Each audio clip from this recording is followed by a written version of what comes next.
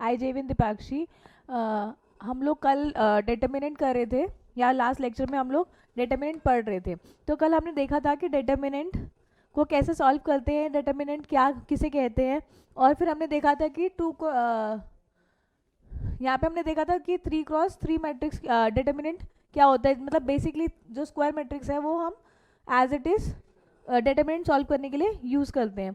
तो कल हमने अपने पिछले लेक्चर में देखा था कि हमने फर्स्ट रो से इसे एलिमिनेट कर लिया था। आज हम देखेंगे कि इसे सेकेंड रो से कैसे एलिमिनेट करेंगे, या सेकेंड रो से अगर हमें सॉल्व करने को हो तो हम इसे कैसे सॉल्व करेंगे। 1 2 3 4 5 6 7 8 9। तो कल हमने इसी सेम मैट्रिक्स को फर्स्ट रो से देखा था कि R1 से हम इसे कैसे सॉल्व करेंगे। आज हम देखेंगे कि R2 से कैसे करेंगे। हम फाइंड डिटर्मिनेंट और अलोंग विद R2। अगर हमसे पूछा जाता है कि R2 R3, मतलब अभी तक हमने देखा था कि हमने फर्स्ट रो से कैसे एलिमिनेट किया या फिर सॉल्व किया। आज हम देखेंगे कि सेकंड रो और थर्ड रो से कैसे करते हैं। किसी भी एक रो को देख लेंगे तो हम नेक्स्ट रो के लिए खुद प्रिपेयर हो जाएंगे। तो आज हम देखते हैं कि थर्ड रो से मतलब सेकंड रो से कैसे करेंगे। तो हमारी सेकंड रो क्या है, एज वी कैन से 4 5 और 6, यानी कि 4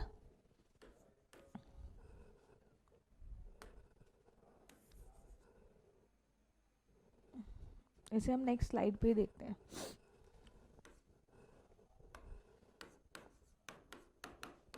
वन टू थ्री 4 5 6।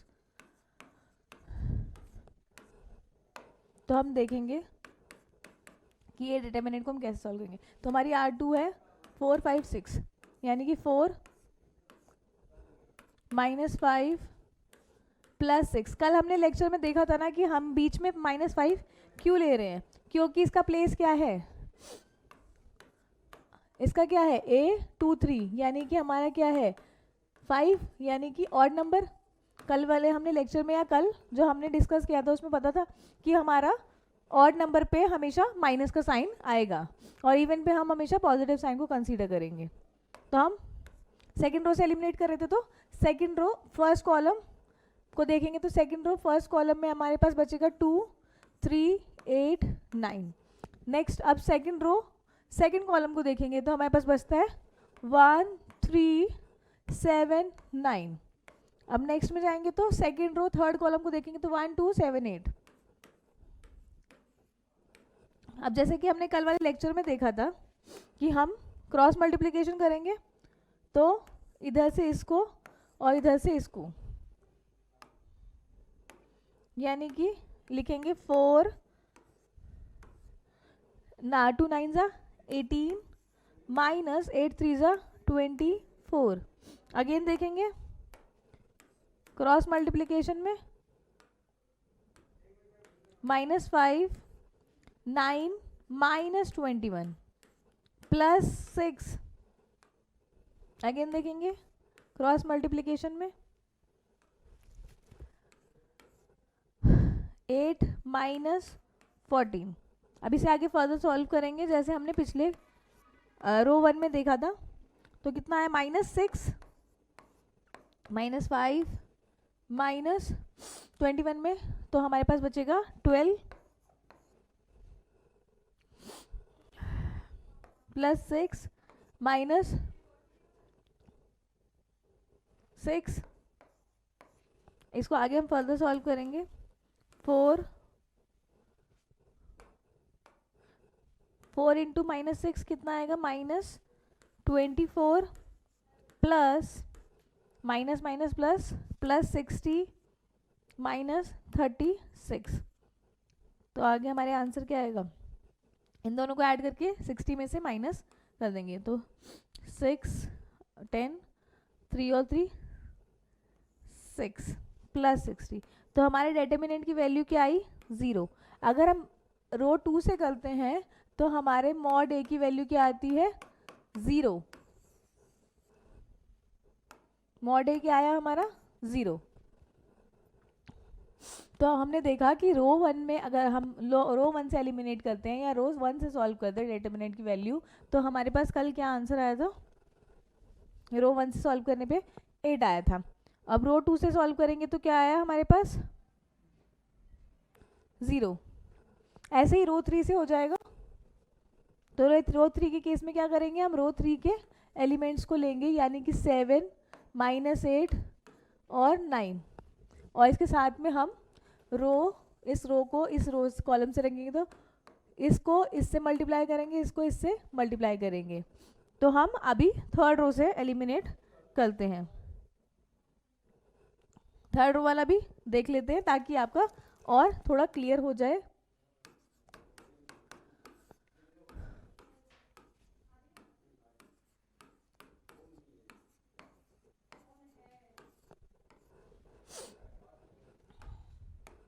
तो थर्ड रो में हम क्या करेंगे, रो 3 से एलिमिनेट या सॉल्व करने के लिए find value of determinant A by row 3।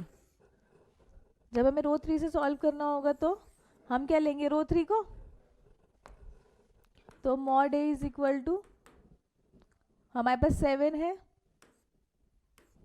-8 and +9। इसको आगे सॉल्व करने के लिए पहले वैल्यूज लिख लेते हैं। थर्ड रो फर्स्ट कॉलम, यानी कि 2 3 5 6। Next third row second column is 1 6 1 3 4 6।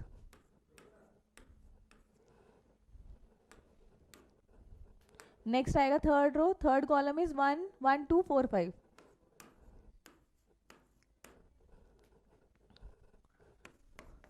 तो अब इसको आप आगे सॉल्व करेंगे क्रॉस मल्टीप्लिकेशन में।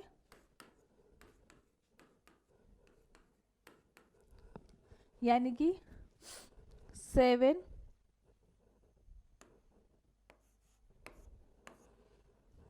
6 2 12 -15 प्लस नहीं -8 6 -12 +9, यानी कि 5 1 5 -8।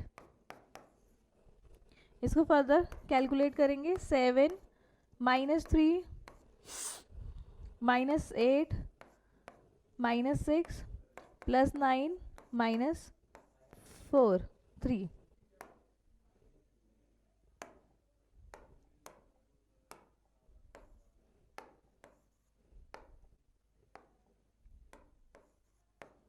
ठीक है, आगे इसकी वैल्यू को कैलकुलेट करते हैं।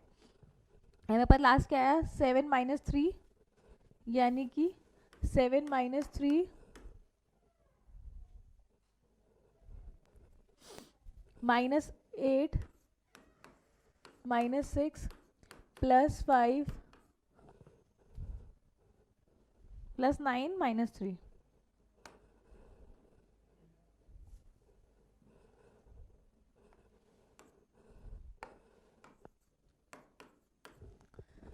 यही वैल्यूज थी हमारे पास, 7 -3 8 -6 और 9 -3।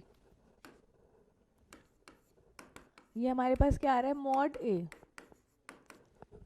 -21 -24 प्लस हो जाएगा -27। तो अब इनको हम क्या करेंगे, ऐड।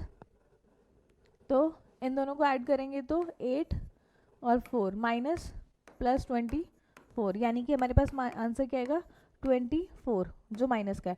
पर हमने कल वाले लेक्चर में भी डिस्कस किया था, बिकॉज ऑफ मॉड हम इसको पॉजिटिव ही कंसीडर करेंगे। तो हमारे पास मॉड ए की वैल्यू आती है 24। अगर हमने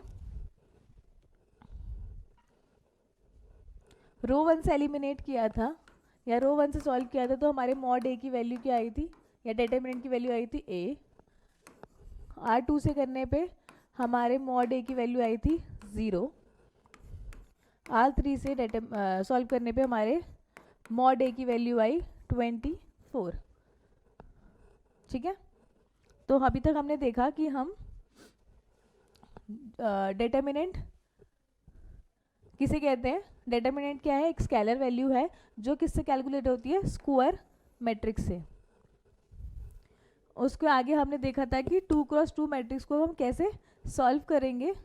सेम 2x2 मैट्रिक्स में भी हम सेकेंड रो से एलिमिनेट कर सकते हैं।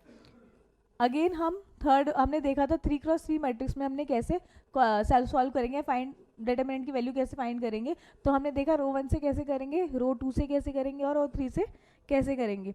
तो इससे हमें वैल्यूज़ मिल गई हैं रो 1 से फाइंड करने पे, रो 2 से फाइंड करने पे और रो 3 से फाइंड करने पे हमारे डिटरमिनेंट्स की वैल्यू क्या है। तो आज के लिए इतना, नमस्ते।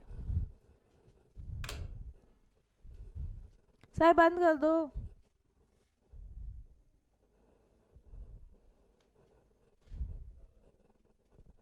डिटरमिनेंट